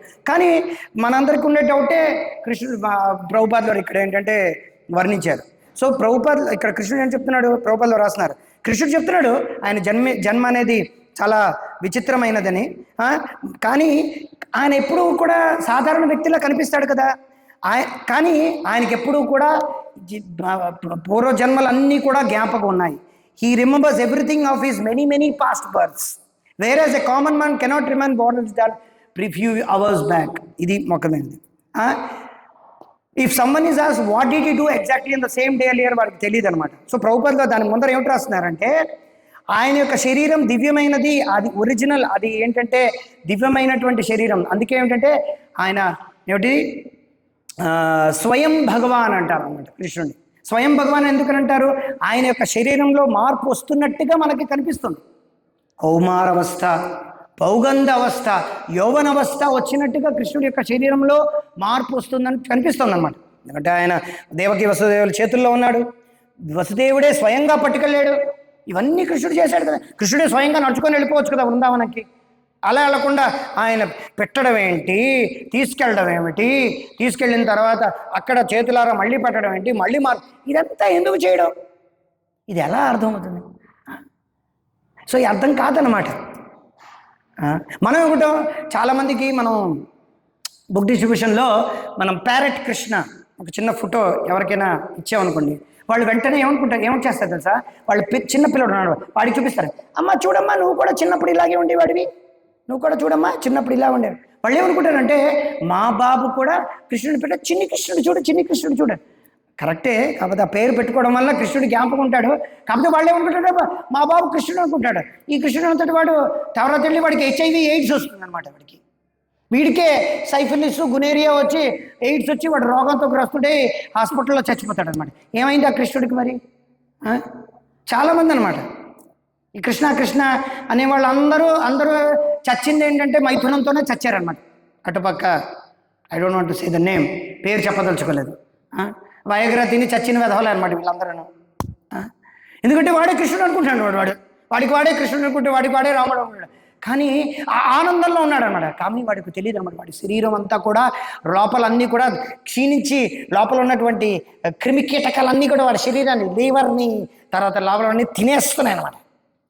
కానీ లోపల ఉన్న కామ కోరికలన్నీ చచ్చిపోవడం. వాడికి అందరూ కూడా పొగిడి అభిషేకాలు చేశారు కదా, రాముడు కృష్ణుడు అని చెప్పి. కానీ వాడు ఆగటం లేదనమాట. ఆ ఆనందంలో ఉప్పు తప్పిపోయిపోయి హార్ట్ అటాక్ వచ్చి చచ్చిపోయాడు అనమాట. కానీ భగవంతుడి యొక్క శరీరం అనేది ఏంటంటే సచ్చిత్ కాబట్టి ఆయనకి పరిపూర్ణమైనటువంటి ఆనందం ఉందన్నమాట. ఇది మనం అర్థం చేసుకోవాలి. సచ్చిత్ ఆనంద విగ్రహ. ఎందుకంటే ఆయన అనాదిరాది, ఆయనకంటూ ఆది లేదనమాట. అన్నిటికీ ఆది ఆయనే. ఆయనకంటూ ఆది లేదనమాట. ఇది మనం అర్థం చేస్తాం. అనాది, అన్నిటికీ కారణం ఆయనే, సర్వకారణ కారణం కానీ ఆయనకంటూ ఏ కారణం లేదనమాట. ఎలా అర్థం చేసుకోగలం? అర్థం చేసుకోలేము. భగవంతుడు అనేవాడు ఏమిటంటే, ప్రభుపాదుల వారు ప్రథమ స్కందంలో ఏమిటి రాస్తారంటే, మన యొక్క అనుభవంలోనే భగవంతుడు కొన్ని కార్యాలు చేస్తారు. మన అనుభవానికి అతీతంగా కూడా కొన్ని కార్యాలు చేస్తారు. కొన్ని ఏమిటి, అన్ని కార్యాలు భగవంతుడు మన యొక్క అతీతంగా చేస్తారు. సో గాడ్ యాక్టివిటీస్, భగవంతుడి యొక్క కార్యాలు, God's activities are within our experience and beyond our experience అని రాస్తారనమాట. లేకపోతే ఆయన భగవంతుడు అవరనమాట. లేకపోతే మనలాంటి మనిషి అయిపోతాడు.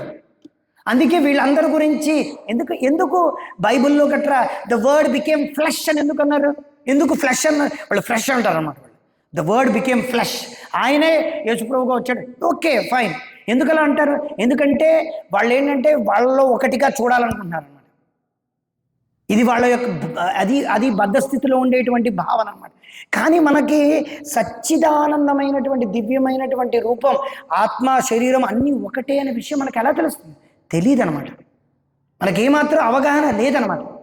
కానీ ఎప్పుడైతే మనం శ్రవణం చేస్తామో, మన యొక్క స్థితి గురించి మనం రోజుకు రోజు మనం ఎంత దయనీయమైనటువంటి కామ, క్రోధ, లోభ, మోహ, మద, మాత్సర్యాల గురించి మనం ఎప్పుడు వింటామో, మనం ఎప్పుడైతే భగవంతుడి యొక్క నామరూప గుణాల గురించి మనం ఎప్పుడైతే రామరూప గుణ లీలల వైశిష్యం, ఆయన యొక్క ధామం, వీటన్నిటి గురించి మనం మన యొక్క బద్ధస్థితి గురించి, మన యొక్క దయనీయమైన స్థితి గురించి, భగవంతుడి యొక్క అపారమైనటువంటి లీలల గురించి సైమల్టేనియస్గా ఎప్పుడైతే చదువుతామో, ఈ భౌతిక ప్రకృతి గురించి, కాలం గురించి, కర్మ మనల్ని ఎలా బద్ధ చేస్తుంది, పాపం పుణ్యం, వీటన్నిటి గురించి సమపాలన మనం ఎప్పుడైతే దీని గురించి శ్రవణం కీర్తనం చేస్తామో, అప్పుడే ఒకానొక్కప్పుడు మనం వాటి గురించి ఎప్రిషియేట్ చేయగలం అన్నమాట. అట్లీస్ట్ మనం దాని గురించి స్టార్ట్ చేయగలం అన్నమాట. ఎలాగా భగవంతుడు లసత్ పంకజ కింజల్క, ఎలాగా భగవంతుడు లసత్ కుండలం గోకులే బ్రాజమానం నమామీశ్వరం సచ్చిదానంద రూపం లసత్ కుండలం గోకులే బ్రాజమానం. ఇక్కడ లసత్ కుండలం ఎందుకన్నారు? ఆ కుండలాలు ఏమిటి? ఎప్పుడైనా సరే ఒక వ్యక్తికి ఆభరణాలు వేస్తే ఆయనకి ఆయన యొక్క మేని ఇంకా పెరుగుతుంది అనమాట, ఆయన యొక్క అందం ఇంకా పెరుగుతుంది అనమాట. కానీ ఇక్కడ ఏం జరుగుతుంది? భగవంతుడి మీద ఆ కుండలాలు ఉండడం వల్ల ఆ కుండలాలకే అందం వచ్చేసింది. ఆ కుండలాలు ఏమిటి? కుండలాలు మనలాగా మీలాగా నిర్జీవమైనటువంటివి కావన్నమాట. ఆ జీవుడు భగవంతుడి యొక్క కుండలాలు అవ్వాలని ఎన్నెన్నో జన్మలు కోటాను జన్మలు తపస్సు చేసి చివరికి ఆయనకి ఏంటంటే భగవంతుడి యొక్క చెవుకి కుండలాలుగా అవ్వాలని ఆయన ఉన్నాడు అనమాట. అది జీవనమాట, పాలు కాదు, అది జీవనమాట. భగవంతుడి కోసమని నేను పొంగి పొర్లిపోతున్నాడు అనమాట ఆయన.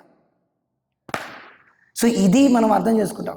లేకపోతే మొదటి నుంచే రామాయణం గురించి, మహాభారతం గురించి విన్నాం అనుకోండి, మనం తప్పకుండా ఏమిటంటే మనలో ఒకటిగానే భావిస్తాం అన్నమాట. ఇది మాయావాదం. సో ఎంతవరకైతే మన మనసులో మాయావాదం అనేది ఉందో, భగవంతుడి పట్ల మనకున్నటువంటి నిరాకారవాదం, నిరాకారం అంటే మనం ఎంతవరకు చెప్పుకున్నాం. సో నిర్గుణం అంటే మనలాంటి గుణాలు లేవు, మనలాగా ఆయన త్రిగుణాల్లో బద్ధుడై లేదు. అందుకే భగవద్గీత చదవాలి. భగవద్గీతలో కృష్ణుడు చెప్తున్నాడు, త్రిభీర్ గుణమైర్ భావైర్ ఏవీ సర్వమిదం జగత్. ఈ మొత్తం జగత్ అంతా ఏమిటి? 3 గుణాలతో బద్ధులైపోయారు. ఆ 3 గుణాలని నాలోంచి వచ్చాయి కృష్ణుడు చెప్తున్నాడు. త్రిభీర్ గుణమైర్ భావి ఏవీ సర్వమిదం జగత్ మోహితం నాభిజానాతి మామేభ్య పరమవ్యయం. వీటన్నిటికీ అవ్యయమైనటువంటి, అవ్యయం అంటే ఏంటి? డిటోరియల్. నేను దీనికి అతీతమైనటువంటి వ్యక్తిని. 3 గుణాలు నాలోంచి వచ్చాయి, కానీ 3 గుణాలు ఎప్పుడు కూడా నన్ను బద్ధం చేయలేవు. సత్వరజస్తమ గుణాలకి నేను బద్ధుడని కాను. క్లియర్గా భగవద్గీతలో చెప్పాడు. భగవంతుడు. అలాంటి వ్యక్తికి మరణం ఎలా వస్తుంది? అలాంటి వ్యక్తికి జన్మ ఎలా వస్తుంది? అలాంటి వ్యక్తికి వృద్ధాప్యం ఎలా వస్తుంది? ఇవన్నీ కూడా బద్ధ స్థితిలో ఉండేటువంటి కష్టాలు అన్నమాట. ఆధ్యాత్మిక, అది దైవిక, అది భౌతిక క్లేశాలు బద్ధ స్థితిలో ఉండేటువంటి జీవులకు, భగవంతుడికి కాదనమాట. భగవంతుడికి ఉన్నట్టుగా కనిపిస్తుంది అనమాట. భగవంతుడు కూడా రోధిస్తున్నాడు, భగవంతుడు కూడా రాముడిలాగా ఏడుస్తున్నాడు. అవన్నీ కూడా లీలలో భాగం, విరహంలో భాగం అనమాట. అది ఎలా తెలుస్తుంది మనకి? మొదట మన యొక్క స్థితి గురించి తెలియాలి. సో ఈ విషయాలండి. లసత్ పంకజ కింజల్క పీత కౌశేయ వాససం. సో భగవంతుడి యొక్క రూపమే అంత దివ్యమైనటువంటిది అంటే, భగవంతుడి యొక్క రూపానికి, భగవంతుడి యొక్క వేసుకున్నటువంటి దుస్తులు ఏవైతే దివ్యమైనటువంటి దుస్తులు, దానికి కూడా భేదం లేదనమాట. సో ఇదంతా కూడా భగవంతుడి యొక్క సో శ్రీవత్స వక్షసం రాజేత్. సో మీరు కనుక చూస్తే ఇక్కడ శ్రీవత్సం ఉంది. చాలామంది ఇది డౌట్ అనమాట. ఏమిటంటే వైకుంఠంలో అందరికీ 4 చేతులు, చతుర్భుజాలు ఉన్నాయి కదా. సో భగవంతుడికి మిగతా చతుర్భుజాలకి తేడా ఏమిటంటే, భగవంతుడికి ఏమిటంటే శ్రీవత్సాంకం ఉంటుందన్నమాట. అంటే తెల్లటి జుట్టు అని మనం చెప్పచ్చు. చల్లటి జుట్టులాగా ఉండేటువంటిది వక్షస్థలంలో ఉంటుందన్నమాట. దాంతోపాటు కౌస్తుభం ఉంటుందన్నమాట. కౌస్తుభం ఎందుకు ఉండాలి అంటే, చాలామందికి ఏంటంటే నగ నట్ర ఇవన్నీ వేసుకోవడం సింపుల్గా లేదనుకుంటారు. కాకపోతే ఏంటంటే ఈ ఇక్కడున్న నగలన్నీ కూడా యాక్చువల్గా ఇక్కడ ఉన్నటువంటి గోల్డ్ కానీ, బంగారం కానీ, ఇవన్నీ ఆభూషణలన్నీ భగవంతుడి కోసమే తయారు చేశారు. ఈ పువ్వులన్నీ భగవంతుడి కోసమే తయారు చేశారు. పువ్వులన్నీ ఎందుకోసం? చాలామంది విగ్రహారాధన లేదు, దెయ్యాలు పూజిస్తున్నాం, అలా కాదనమాట. ఎందుకు విగ్రహారాధన? ఎందుకంటే మనం భగవంతుడిని, ఈ దివ్యమైనటువంటి రూపాన్ని మన కళ్ళతో చూడలేమన్నమాట. కృపతో భగవంతుడు ఏంటంటే ఆ దేదీప్యమైనటువంటి రూపాన్ని వ్యాసుడు ఏం చేశాడంటే, ఆయనే కృష్ణదేవపాయన వ్యాసుడు కాబట్టి ఎంతోమంది భక్తులు ఆయన నేరుగా చూశారు కాబట్టి ఆ వర్ణన అనేది శాస్త్రంలో ఉంది కాబట్టి ఆ విగ్రహాలు స్వయంభూగా వెలిసాయి అన్నమాట. ఇక్కడ కూడా మనం వెళితే ఎక్కడ రాయల ఏదో ఉండే ఊరు ఉందన్నమాట. అక్కడ జగన్మోహిని కేశవ అవతారం ఉందన్నమాట. జగన్మోహిని కేశవ స్వామి ఆయన పేరు. రాయల ఏదో తణుకు కాదు, తణుకు దగ్గర కోనసీమ డిస్ట్రిక్ట్లో ఉందన్నమాట. చెప్పచ్చమేంటే అది రూపంని చూస్తుంటే అది స్వయంభూగా వెలిసినటువంటి రూపం. స్వయంభూకి ఎలా అర్థమవుతుంది మనకి? భగవంతుడే అర్థమైనప్పుడు ఆ రాయిలా స్వయంభూగా ఎలా వెలిసాడు? ఎందుకంటే భగవంతుడు కృప కొద్దీ మన యొక్క సేవని స్వీకరిస్తున్నాడు అనమాట. భగవంతుడు ఇంతే కాదు, అందుకే ఇలా అంటాం, ఇంత కాదనమాట. భగవంతుడు ఇంత ఇంత ఇంత అంత అని కాదనమాట. రాయిలా కనిపిస్తున్నాడు కానీ భగవంతుడు రాయి కాదనమాట. ఎన్నెన్నో గాథలు ఉన్నాయన్నమాట. రాయిలా కనిపించేటువంటి భగవంతుడు సాక్షాత్తుగా సాక్షి ఇవ్వడానికని చెప్పి గోపాలుడు ఏంటంటే నడుచుకుంటూ బృందావనం నుంచి సాక్షి గోపాలం జగన్నాథ్ పూరి దగ్గరికి ఆయన సాక్షాత్తుగా నడిచి వస్తారనమాట. ఎన్నెన్నో గాథలు ఉన్నాయన్నమాట. విగ్రహాలు డైరెక్ట్గా మాట్లాడుతున్నాయి. సో అది విగ్రహం కాదనమాట. మనం అది సచ్చిదానమైనటువంటి అర్చా విగ్రహం అనమాట. అంటే అర్చన కోసం అనేటువంటి విగ్రహం అనమాట. తద్వారా మనం ఏమిటంటే ఈ పాపపు కృత్యాల, ఈ భౌతిక సంసారం యొక్క అందం నుంచి బయటపడ్డాను, మన శారీరకమైనటువంటి బుద్ధి నుంచి బయటపడ్డాను అనమాట. ఇంద్రియ వ్యామోహం నుంచి బయటపడడానికి భగవంతుడు ఏంటంటే మనకేంటంటే ప్రక్రియ ఇచ్చాడు. అలా అని చెప్పి మనం ఈ ప్రక్రియ మాయావదులు ఏమిటంటే ఈ విగ్రహాలు మాయ కాబట్టి మనం ఈ మాయ నుంచి బయటపడ్డానికి వరకు మాత్రమే ఈ విగ్రహ ఆరాధన. దాని తర్వాత విగ్రహం లేదు, నా శాస్త్రం లేదు, ఏం లేదు, మళ్ళీ మనం అందులో కలిసిపోతాం. అది కాదనమాట. ఈ రూపం ఏదైతే మనం పూజ చేస్తున్నామో సాక్షాత్తుగా అదే రూపాన్ని మనం మళ్ళీ దర్శించుకుంటాం అన్నమాట. ఇది వైష్ణవ సిద్ధాంతం. సాక్షాత్తుగా మళ్ళీ మనం అదే విగ్రహం ఎదురుగుండా ఉండి అదే భగవంతుడి యొక్క సచ్చిదానంద రూపం మనం కళ్ళెదురుగుండా దర్శనమిస్తుంది. దర్శనం అంటే మనం చూడడం కాదనమాట. మనం మాంసకృతులతో తయారైనటువంటి 2 గుడ్లు, నల్ల గుడ్లు, తెల్ల తొక్కల మధ్యలో ఉండేటువంటి నల్ల గుడ్డు ద్వారా భగవంతుడిని మనం చూడలేము. భగవంతుడి ఎదురుగుండా మనం ప్రత్యక్షమైతే భగవంతుడు మనం చూస్తాడనమాట. భగవంతుడు దట్స్ వై ప్రభుపాదులు వారు ఏమన్నారు, మనం సేవ చేయాలన్నమాట భగవంతుడికి. మనం సేవ ద్వారా భగవంతుని మనం చూసాడు అనుకోండి, don't try to see God. మనం భగవంతుడిని చూడకూడదన్నమాట, చూడలేమన్నమాట. Serve in such a way that God may see you. భగవంతుడు మనం చూసేటట్టుగా మనం సేవ చేయాలి. ఎప్పుడైతే మనం భగవంతుడి యొక్క పుస్తకాల్లో ఉంటాం, భగవంతుడి యొక్క కనుచూపులో ఉంటామో భగవంతుని మనం చూడక్కర్లేదు. భగవంతుడు ఏంటంటే ఎలా చూస్తున్నాడు? బర్హాపీతం నటవర వపు కర్ణయో కర్ణికారం బిభ్రద్వాస కనక కపిశం వైజయంతించమాలం రంధ్రాం వేణురధరసుదయ పూరయన్ గోపవృందై బృందారణ్యం స్వపదరమణ ప్రావిశద్ గీతకీర్తి. ఇది గోపికలు పాడినటువంటి పాట అన్నమాట. ఇది బర్హాపీతం నటవర బొప్పుకొని ఆయనకేం పనిలేదు మనతోనే, మన ఎవడం మనం. భగవంతుడు ఏంటంటే గోపికలను చూస్తున్నాడు, వేణువు వాయిస్తున్నాడు, ఆనందంగా ఉన్నాడు అన్నమాట. సో మనం అర్థం చేసుకోవాలి. కౌస్తుభం కంధరం. సో ఇంకా ఇక్కడి నుంచి ఎన్నెన్నో విషయాలు మనం చూడబోతున్నాం, వినబోతున్నాం. ఇది భగవంతుడి యొక్క వ్యక్తి, భగవంతుడి యొక్క వ్యక్తిత్వం ఉంది. భగవంతుడి యొక్క వ్యక్తితో పాటు ఆయనకి భగవంతుడి బలరాముడే సాక్షాత్తుగా ఏంటంటే ఆయనకి చెప్పులుగా, ఆయనకు దుస్తులుగా, కౌస్తుభంగా విస్తీర్ణ చెందుతాడనమాట. అది ఆయన యొక్క సేవ అన్నమాట. ఇది ఆయన యొక్క ధామంగా మొత్తం అంతా బలరాముడి యొక్క అవతారం, ఆయన యొక్క ఆసనంగా, ఇవన్నీ కూడా బలరాముడి యొక్క విస్తరణ అన్నమాట. భగవంతుడికి డైరెక్ట్గా సేవ చేయడానికి. అంటే ఆయనకి కోమలమైనటువంటి శరీరం. ఎంత కోమలం అంటే భగవంతుడి యొక్క రూపం అనేది ఏంటంటే ఎలా అంటే ఈవెన్ వెన్న లాంటి పాదాలన్నమాట. ఈవెన్ లక్ష్మీదేవి యొక్క చేతులు వెన్నలా ఉంటాయి. ఆ చేతులు విష్ణువు యొక్క, నారాయణ యొక్క పాదాలు పట్టి అవే కందిపోతాయి అన్నమాట. అంత మృదువుగా ఉంటాయి అన్నమాట. చూసుకోండి మరి, అంతటి మృదువైనటువంటి పాదాలు భగవంతుడు ఏంటంటే బృందావనంలో చెప్పులు లేకుండా, అలా పాదరక్షకులు లేకుండా అలా వెళుతుంటే గోపికలు మనకి ఎలా అర్థమవుతుంది? ఎలా అర్థమవుతాయి? అర్థం అవ్వనమాట. అర్థం అవ్వాలంటే టైం పడుతుంది అనమాట మనకి. చేతోదర్పణం స్యాత్ కృష్ణ నామ చరితాది సితాప్య విద్య.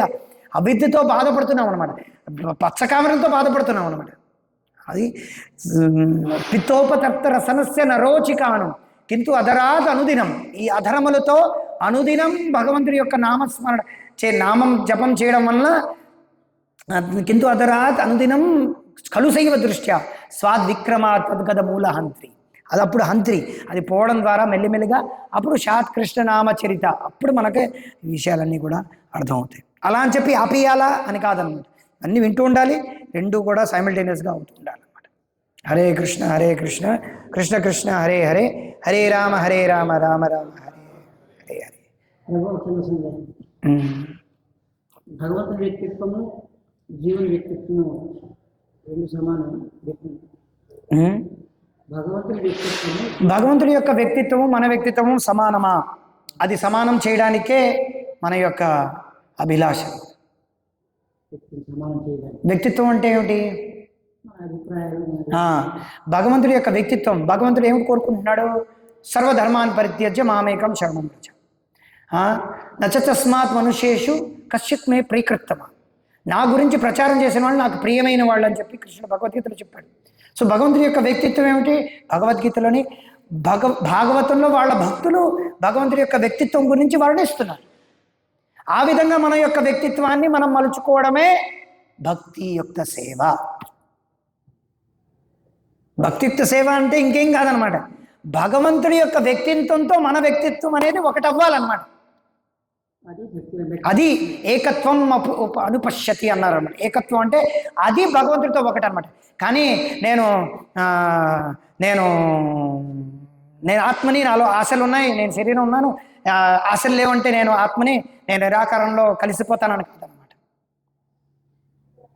సో ఈ వ్యక్తిత్వం అంటే భగవంతుడి యొక్క వ్యక్తిత్వం మన వ్యక్తిత్వం అనేది ఒకటి అని ఎప్పుడు అవుతుందంటే ఎప్పుడైతే మనం భగవంతుడి యొక్క ఏదైతే ఆదేశాలు నిర్దేశాలు గురువు ద్వారా మనకు ఎప్పుడైతే లభిస్తాయో ఆ ఆదేశాలను మనం శిరస వహించి మనం ఎప్పుడైతే భక్తిత్వ సేవలో మనం చేస్తామో అది భగవంతుడి యొక్క వ్యక్తిత్వంతో ఒకటవ్వడం అని అర్థం అనమాట.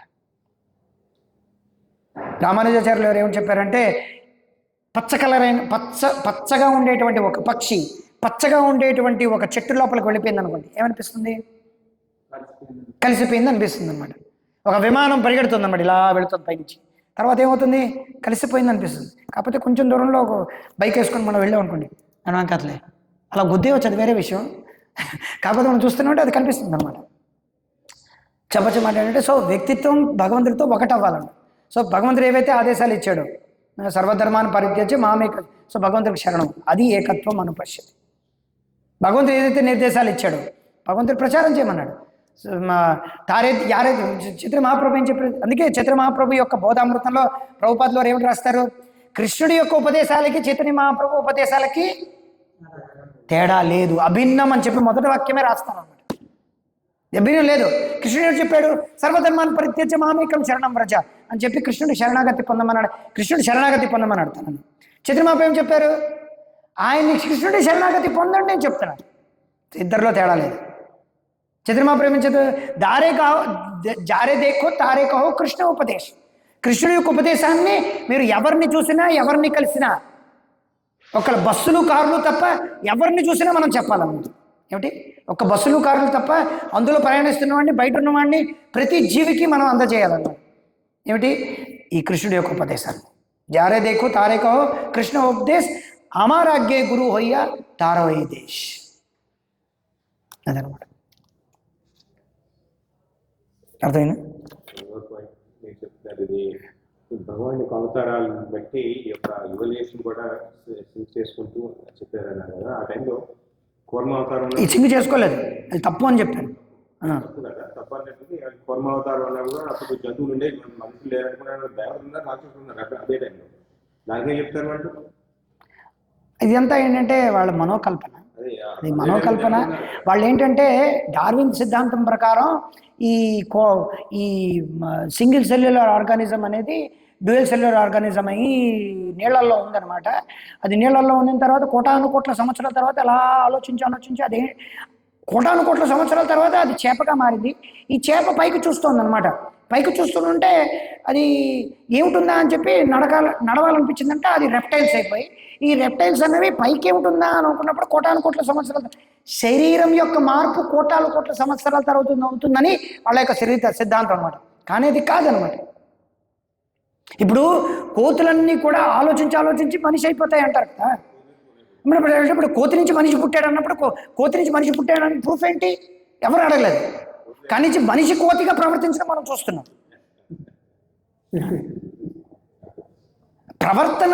ప్రవర్తన అనేది ముఖ్యం అన్నమాట. అంటే ఈ శరీరం అనేది వదిలేసిన తర్వాత నువ్వు కోతి యొక్క శరీరంలో ప్రవేశిస్తావు నాన్న అని చెప్పాలన్నమాట. ఇది ముఖ్యమైనటువంటి శరీరం మార్పు చెందదు అనమాట. ఈ ఆత్మ ఏదైతే మనసు బుద్ధి అహంకారం మానవ శరీరం ఉన్నప్పుడు ఏదైతే శరీరం మీద ఏదైతే బుద్ధి ఎం వాపి స్మరణ ఏదైతే భావన ఉందో అటువంటి భావన యొక్క శరీరాన్ని ఈ ఆత్మ స్వీకరిస్తుంది అనమాట. మనకు తెలిసిందే చెబుతున్నా. కానీ భగవంతుడు నేను ఇప్పుడు నీటిలో ఉండి చాలాసేపు అయిపోయింది, కొంచెం నీటి నుంచి బయటికి రావాలని చెప్పి నేను కూర్మనాథుడు అయిపోయినా, అలా కాదనమాట.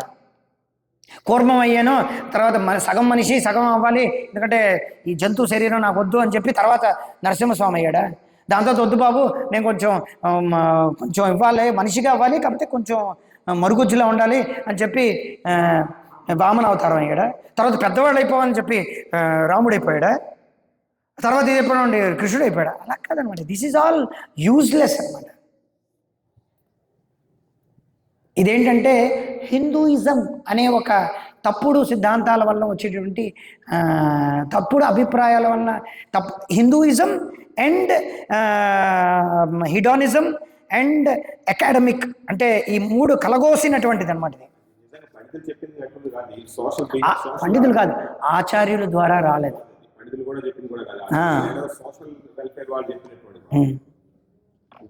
ఇది ఎవరి దగ్గర నుంచి వచ్చిందో, మలమూత్రాలు వదిలినటువంటి వ్యక్తి ద్వారా వచ్చింది. అది మేము ఒప్పుకోం. హరే కృష్ణ. వాంఛాకల్పతరుభ్యశ్చ కృపా సింధుభ్యో చ పతితానాం పావనేభ్యో వైష్ణవేభ్యో